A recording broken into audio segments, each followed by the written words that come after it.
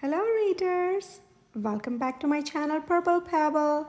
Today we are going to read Creepy Crayon. Words by Reynolds and pictures by Peter Brown. If you like reading stories with me, be sure to click that subscribe button.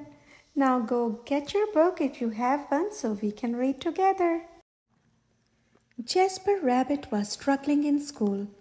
He was flunking math, he was failing spelling. The only subject he was passing was art. Jasper needed serious help. That's when he found the crayon.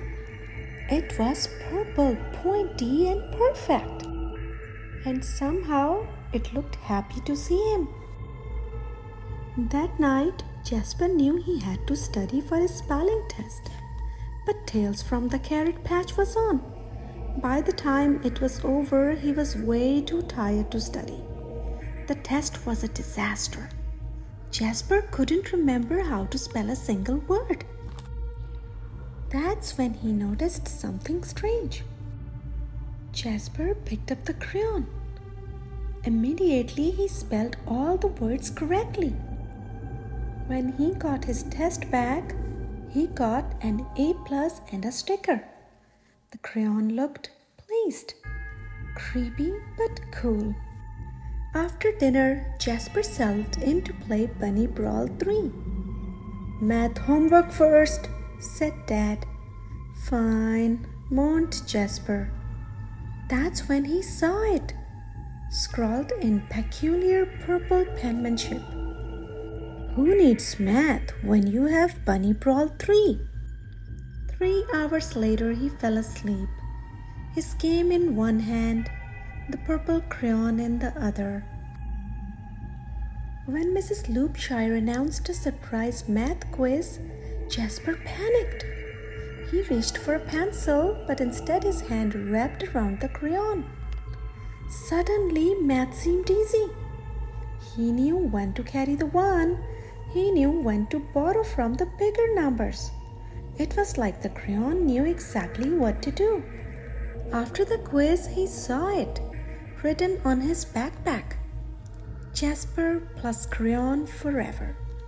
Jasper felt a shiver go up his spine. The next day was the deadline for the poster contest.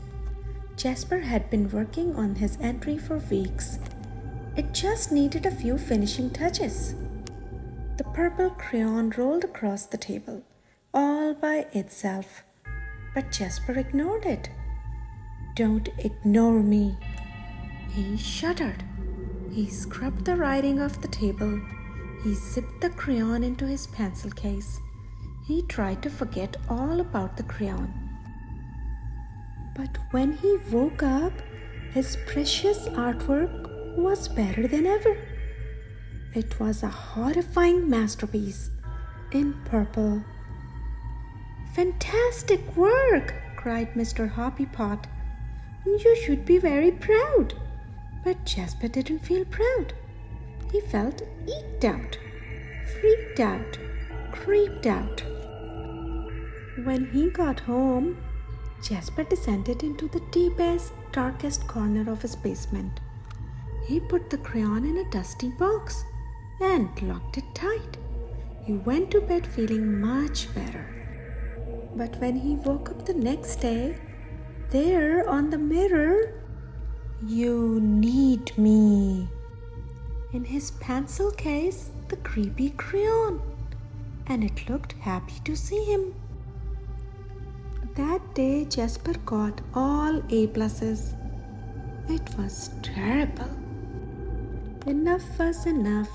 Jasper snapped the creepy crayon in two. He melted it in the microwave, and he threw the mess into the garbage. He drifted to sleep that night, feeling relieved.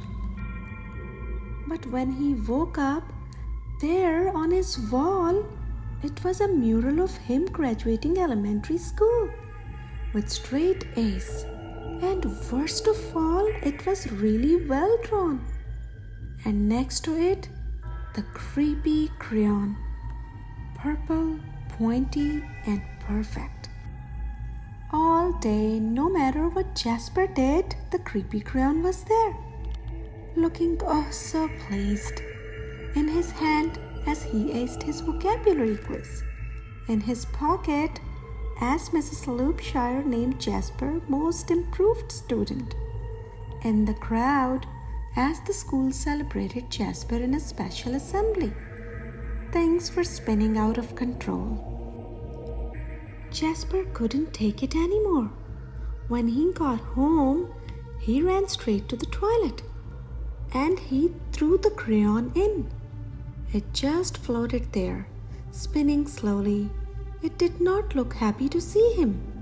And then Jasper saw it, scribbled inside the ball. "Don't you dare." But Jasper dared. That night, Tales from the Carrot Patch was on, but Jasper studied for his spelling test. His eyes kept darting to his pencil case. No creepy crayon. He flung the toilet lid up. No creepy crayon. He got into bed nervously watching his walls.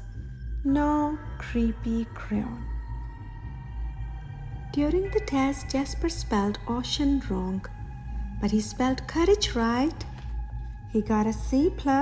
It was glorious. It wasn't an A, but it was his. He headed home from school that day, finally feeling free. Far, far away was an old sewer pipe. Out and away floated the purple crayon. Slowly, silently, it drifted. For days and weeks, one thing was clear. The creepy crayon would never cause trouble ever again. Except that's when Elliot Pelican spotted the creepy crayon. It was purple, pointy, and perfect. And somehow it looked happy to see him. The end.